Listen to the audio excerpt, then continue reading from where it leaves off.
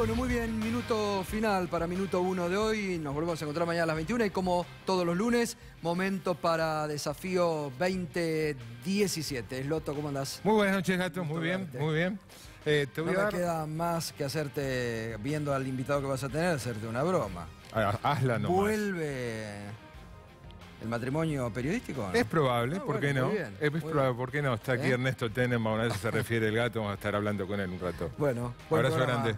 Gracias, Marcelo. Los saludan a ustedes formalmente. Bienvenidos al programa número 45 de Desafío 2017. Aquí ya estamos tercera temporada en la pantalla de C5N. Enseguida vamos a estar hablando con Ernesto y una primera palabra para desarrollar, para que él desarrolle, la palabra crueldad.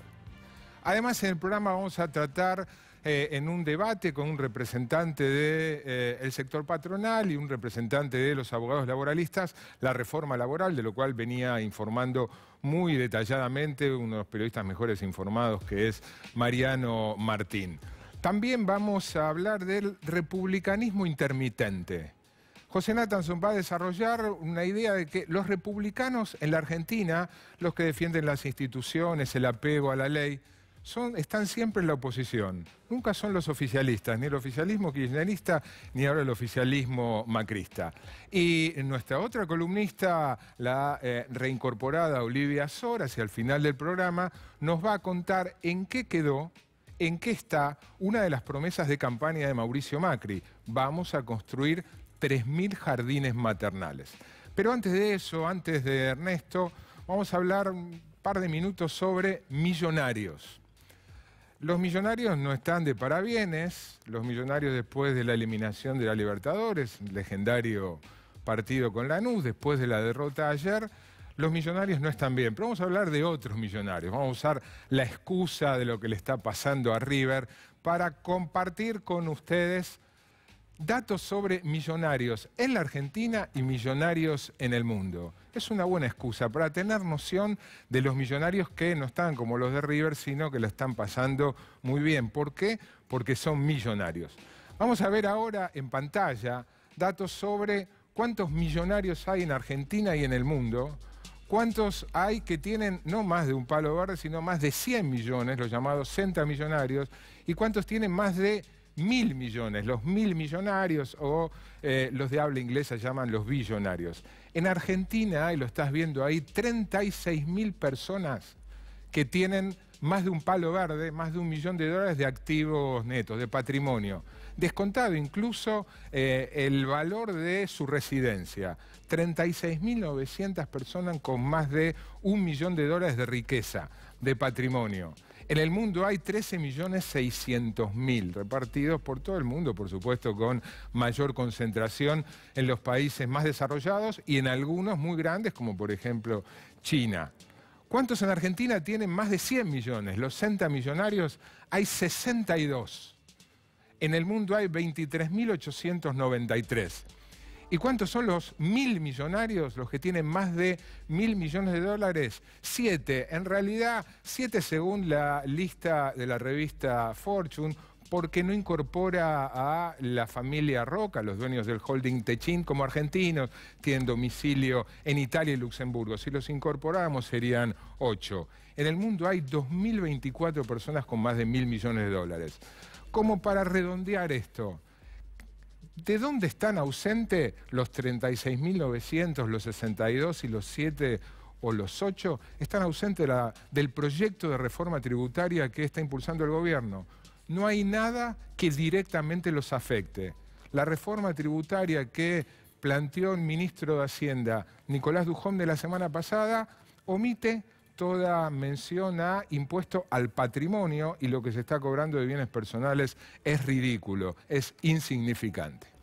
Estoy acá con mi colega, pero antes de colega, amigo Ernesto Tenenbaum, gracias por venir. Decía al comienzo que el título de la charla que quiero tener con Ernesto es la palabra crueldad, porque acaba de publicar Ernesto en Infobae una columna titulada Vudú en pijamas, apuntes sobre la crueldad. ¿Por qué? Y porque yo, a ver, vamos a hacer un poco más complejo como te gusta a vos y a mí. Hay un proceso que se está dando en Argentina que podría ser un proceso muy positivo, El macrismo, a diferencia de lo que pasó con los gobiernos anteriores, salvo el de Alfonsín, que revisó lo que hizo la justicia militar, lo que hizo el gobierno militar, la dictadura, el macrismo rompe con ese código e impulsa una serie de procesos judiciales, a veces directamente y a veces con señales políticas muy claras, para que se juzgue lo que pasó antes. En ese proceso pasan cosas que para mucha gente, para todos son novedosas, que funcionarios de primer nivel del gobierno anterior empiezan a caer presos. Pero no solamente funcionarios de primer nivel del gobierno anterior, también barras bravas que eran respaldados por el gobierno anterior, también sindicalistas mafiosos que eran respaldados por el gobierno anterior. Begotti Álvarez, Pata Medina. Pata Medina, la gente de la Salada, bueno, todo esto que estamos viendo. Entonces, lo primero que uno tiene que, o por lo menos lo que yo veo de ese proceso, es algo que podría ser positivo y que en principio es muy difícil porque ponerse en contra, porque además las personas que caen presas son personas que son muy difíciles de defender, a punto tal de que todos salen a decir están mal detenidos, los que los defienden por estar mal detenidos, nadie sale a decir Vudú o Debido son inocentes, salvo Debido cuando habla y nadie más, ni siquiera Cristina. Los sumo dicen que se demuestre en la justicia, pero no dicen son inocentes. Dice que se demuestre la culpabilidad en la justicia. Para poner un contraejemplo, no es que Daniel Filmus está yendo preso por ser kirchnerista o que está cayendo preso, no sé, Axel Kicillof. Los que están cayendo presos son Vudú, Debido, un montón de personajes sobre los cuales hay causas que son muy serias de corrupción. Ahora, dicho esto, e insisto que a mí me parece positivo que esto pase, empieza a uno a discutir cómo está pasando y a ver y entonces hay dos elementos básicamente que generan una necesaria polémica. Una es la sucesión de detenciones sin condena. Por lo menos yo tengo la convicción bastante fuerte de que solamente en casos excepcionales, aunque en la Argentina no lo sea, en casos excepcionales una persona debe ser detenida sin pruebas, porque sin pruebas que ameriten una condena, porque existe el grave riesgo de detener inocentes, por más que uno suponga que la persona sea la más aborrecible del planeta. Y entonces, o sea, vos cuestionás la detención de la sucesión de Barata, Debido, Vudú. Por lo menos hago una pregunta, porque probablemente en algunos casos sea justificado y en otros no. Pero cuando vos ves una sucesión ya muy numerosa de casos en las cuales los jueces, además son jueces sospechosos, toman decisión de detener sin las pruebas, uno dice... ¿Sin las por pruebas ahí, o si condena, Ernesto? Bueno, en principio si no hay condena, si no hay prueba, la condena surge de la prueba. Entonces yo siempre insisto con un contramodelo de lo que está pasando, que para mí es muy virtuoso, que es la manera con cómo se está juzgando la tragedia de Once, que es lo más importante que se está juzgando en este momento, porque es un hecho de corrupción seguido de 52 muertes. Y la tragedia de Once se empieza a juzgar en el 2012 cuando ocurre, y la sentencia, después de haber pasado 3 instancias judiciales con el debate necesario, etcétera, la sentencia del tribunal oral es 3 años y medio después nomás. Cuando Cristina todavía estaba gobernando. Relativamente rápido, porque son los tiempos. Muy rápido, pero además 2 semanas después que se va Cristina. O sea, no es que cambió el clima político y entonces un juez oportunista cambia de posición y todo lo que no hacía en 4 años lo hace en una semana. No, cada juez fue primero Oradío, después la Cámara, los fiscales de cada instancia, el tribunal oral, y condenaron a todos. Pese a que condenaron a todos en tribunal oral, no detuvieron a nadie. Porque están esperando la sentencia de casación que va a ser en los próximos días y que va a provocar probablemente condenas confirmatorias. Está Jaime preso, pero por otra causa. Por otra causa. Schiavi, por ejemplo, está... Claro. Entonces va a haber prisiones efectivas de empresarios, o sea, caen también empresarios y de políticos. Y nadie va a poder decir fue una persecución, porque empezó antes, porque se hizo todos los pasos, porque se los condenó una vez que hubo pruebas, y aún después de la condena no se los puso presos hasta después. ¿Por qué crueldad? ¿Por qué usaste la palabra crueldad? Ese es el segundo elemento que a mí me parece que es cuestionable, y cuestionable desde el punto de vista de quien desea que estos procesos terminen con gente detenida y con culpables presos, porque hay cosas de las cuales tienen que dar cuenta. A mí me parece que hay un clima en un sector de la sociedad que es que quizá ofendido por lo que el kirchnerismo, lo que sufrieron durante el kirchnerismo, o quizá culposo porque no reaccionaron a tiempo, empieza a haber, no sé, como un clima de lapidación que a mí no me gusta. No me gusta, la crueldad no me gusta en ningún sentido, ni cuando desde la televisión kirchnerista se le aplicaba a los que no lo éramos, o cuando además, se aplica... ¿Lo decís desde esa autoridad? Porque vos fuiste víctima de la crueldad. Porque aprendés de eso, y se supone que alguien que vivió de la crueldad en carne propia entiende lo que es y no la desea para ninguna otra persona. Entonces, por ejemplo, cuando yo veo a los vecinos de Debido yendo a putearlo y escupirlo el día que lo detienen, después de haber convivido, porque nunca hubo una concentración de vecinos frente a lo de Debido cuando Debido tenía poder. Entonces vos ves el tipo que, frente al tipo que tiene poder, no hace nada y se pone muy agresivo en patota cuando el tipo ya va a ser detenido. Yo contaba un ejemplo que a mí siempre me impresionó mucho, que es lo que le pasa a Zanini en La Bombonera, porque los abonos de los plateístas son siempre en el mismo lugar. Y vos vas durante muchos años al mismo lugar y conoces a la gente alrededor. Además es muy intenso porque gritás el gol, ves al tipo al lado, por ahí conoces a tu familia, etc. Durante mucho tiempo Zanini fue siempre a su mismo asiento, siempre con la misma gente, nunca tuvo ningún problema. La primera vez que va, después de la derrota electoral de 2015, apenas aparece empieza el cantito Zanini, hijo de puta, la puta que te parió. Revancha. Y entonces eso es revancha, o eso es, ni siquiera, es peor que revancha, porque son tipos anónimos que antes no se animaban porque el tipo estaba en la cúspide. Yo me acuerdo que Sabater decía en un momento que hay una explosión de sentimiento antifranquista a comienzo de milenio en España. Y Sabater dice, qué bueno que haya tantos antifranquistas. Lástima que no los hubo en la época que Franco estaba, porque Franco no hubiera gobernado 40 años. Y ahora aparecen, igual es bueno, dice. Entonces, a mí me parece que cuando veo mucha gente en las redes y qué sé yo, defendiendo que se saque la foto de los tipos con traje de presidiario, lo de vudú, lo de Debido y tantas otras cosas, y aplaudiendo eso, a mí me parece que por ahí es muy humano y es muy comprensible, pero me parece que nos mete en un laberinto de nunca acabar. ¿En qué medida involucrás, responsabilizás al gobierno en ese clima, en eso que vos cuestionás? Tengo dudas. Hay momentos que me parece que sí, me parece que ellos utilizaron la polarización para ganar las elecciones. Me parece que en el caso de Debido ellos impulsaron la prisión claramente con lo que hicieron en el Parlamento. Hay momentos que me parece que bancan con bastante estoicismo cosas que se les dice que son terribles. De Macri basura pasó la dictadura, hasta ahora Macri tiene un desaparecido. La famosa título de que si yo estuviera en lugar de ellos saldría a los gritos. ¿Cómo decir que yo desaparecí a alguien si no lo sabés? Entonces hay momentos que los veo agresivos, hay momentos que los veo contenidos. En este caso me parece... Y tengo ambivalencia, no lo tengo claro. Hay momentos cuando veo que algo me parece mal, lo digo. Creo que la difusión de las fotos, por lo menos la de Debido, algo tuvieron que ver. En la de Vudú tengo más dudas. De hecho, al día siguiente... ¿Quién podría haber sido? Puede haber sido prefectura, puede haber sido juzgado, puede haber sido de distintos elementos que en este caso buscan congraciarse con los medios, por lo menos para que no se hablan dudas sobre ellos. ¿Qué es lo que más te interesa de esta nueva etapa política post-triunfo del oficialismo del 22 de octubre? ¿Qué es lo que ves como más interesante?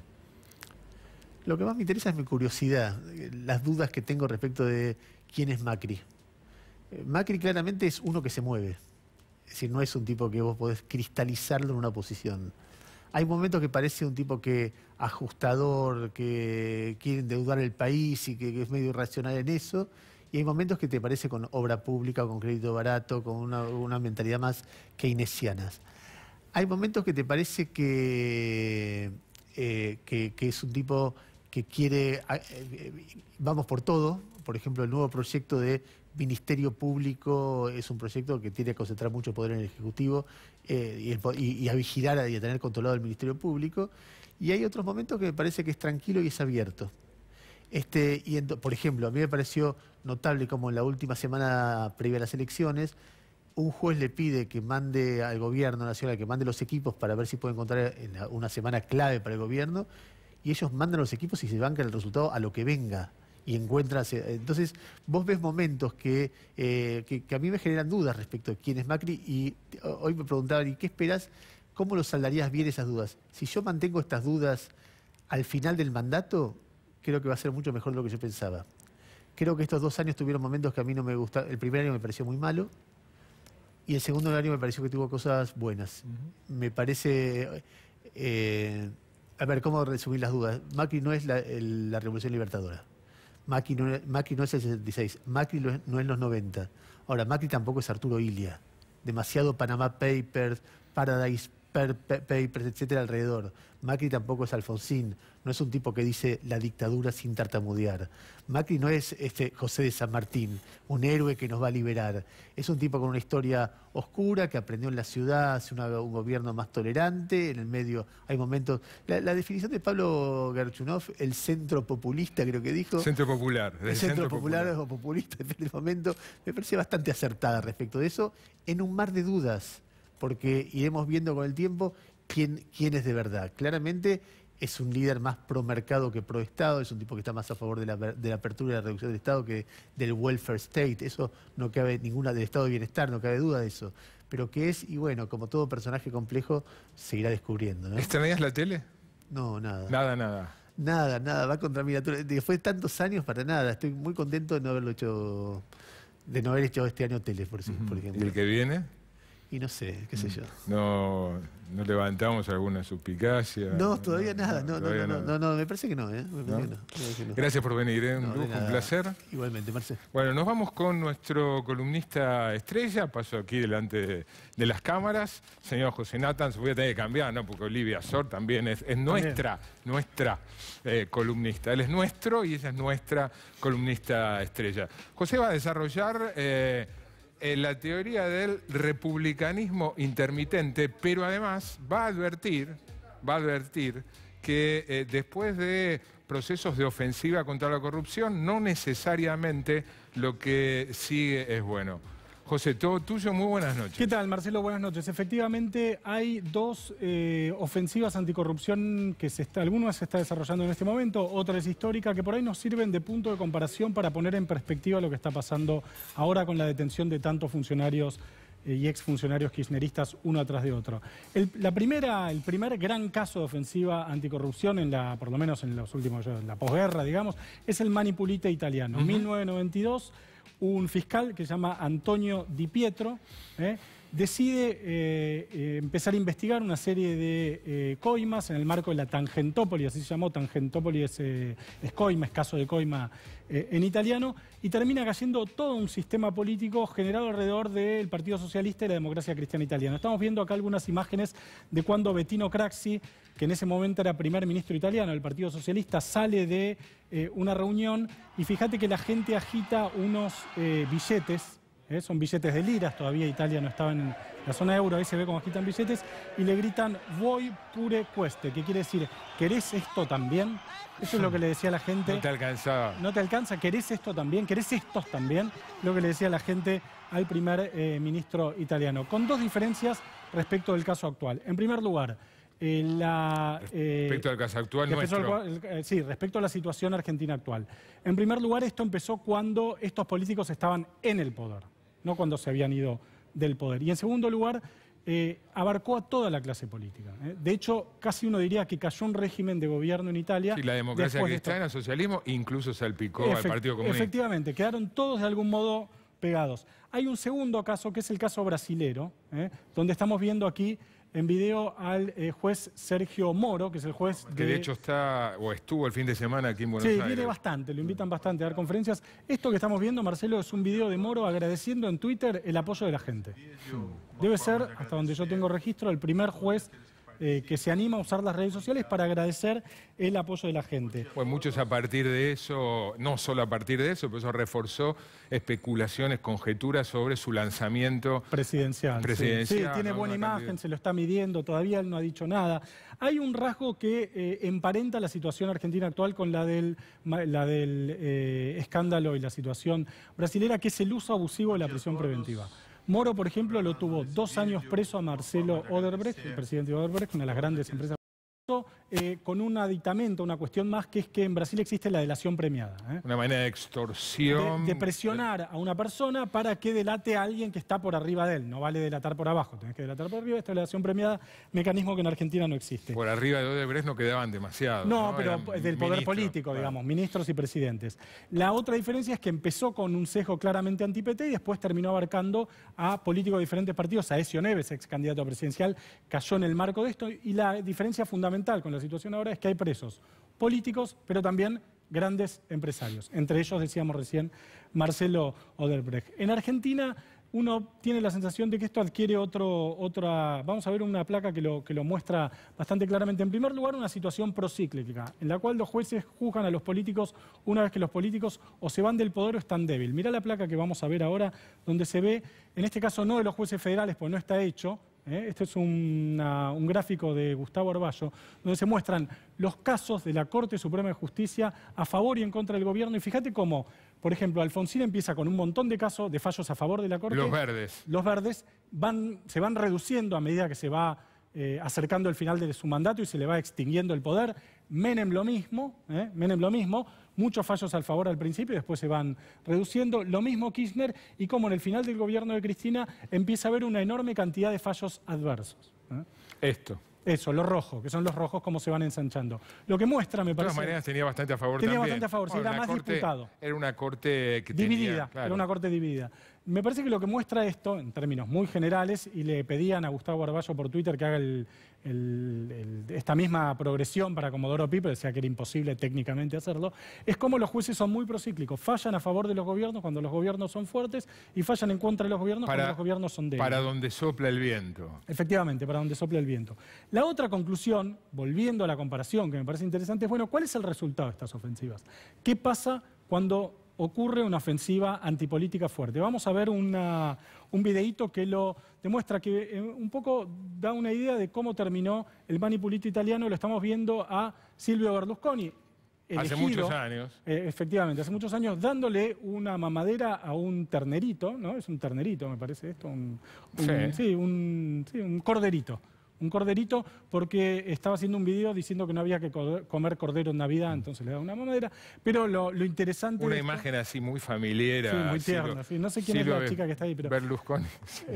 Lo que queríamos demostrar con este ejemplo y con el que vamos a ver después es que muchas veces estas ofensivas higienistas de la justicia no necesariamente terminan en sistemas políticos más limpios, lo cual no quiere decir que no haya que perseguir la corrupción. Quiere decir que las consecuencias institucionales muchas veces son impensadas. Vamos a ver un segundo video que también ilustra qué puede pasar con estas ofensivas purificadoras del Poder Judicial, en este caso para Brasil. O sea, Italia, lo que fue el manipulite, le siguió el ascenso de Berlusconi. En el 94 es elegido por primera vez Berlusconi y después es elegido varias veces primer ministro. Veamos el siguiente. Podés, si querés, extremar el argumento, sí, ¿no? Además, crece la fuerza de neofascistas. Derecha. No solo Berlusconi, sino el neofascismo en Italia. Efectivamente. Vamos a ver este video donde se ve uno de los emergentes también del manipulite brasilero, del caso del Lava Jato, que es Jair Bolsonaro. Presten atención porque además de ser preocupante, está acá nomás, ¿no? Está acá cerca. Jair Bolsonaro, Marcelo, es un ex militar brasilero. Esto es lo que estaba diciendo cuando votó el impeachment a Dilma Rousseff, que básicamente está diciendo que lo hizo en nombre de su familia, de los chicos brasileros. Contra el comunismo. Estamos tratando de hacer traducción simultánea. Pela memória do coronel Carlos Alberto Brilhante Ustra, o pavor. Le está dedicando el voto al coronel Carlos Alberto Brilhante Ustra, que fue el torturador de Dilma Rousseff. Bueno, Jair Bolsonaro es, después de Lula, el candidato con más chance de convertirse en presidente de Brasil hoy. Y es uno de los grandes emergentes del Lava Jato brasileño. Reivindicando, alguien que reivindica a un torturador, reivindica incluso lo que fue la dictadura en Brasil, tiene la segunda mejor intención de voto. Efectivamente. Entonces, para concluir esta columna, lo que podemos decir es que, por un lado, no siempre las ofensivas judiciales dan los resultados que uno espera, lo cual no quiere decir, obviamente, que no haya que perseguir la corrupción, quiere decir que hay que ver cómo se persigue la corrupción, que, de todos modos, los casos italianos o brasileños son diferentes a los argentinos, pues se juzgaba a los políticos en el poder y se juzgaba también a los empresarios, que es lo que pasa en Brasil, y que acá estamos en lo que un sociólogo argentino, Gabriel Kessler, estuvo acá hace poco, llama moralidad selectiva, que es juzgar solo a los que están políticamente en contra de lo que yo pienso, o lo que Ezequiel Adamos, que en una nota publicada en Anfibia, llama también republicanismo intermitente. Yo digo, parece que el republicanismo es una función de la oposición. Interesante. ¿Quiénes son republicanos en Argentina? Los que están en la oposición, no importa si son macristas, no importa si son kirchneristas. O sea, los que en el poder no tenían tanto respeto, tanto apego a las cuestiones institucionales republicanas, en la oposición sí y viceversa. ¿Sí? Sí. Elisa Carrió, que tanto señalaba el republicanismo, la falta de republicanismo del gobierno kirchnerista, no ha dicho nada de esta serie, esta moda de detenciones preventivas, la humillación pública de exfuncionarios que muy probablemente deban terminar presos, pero con el debido proceso.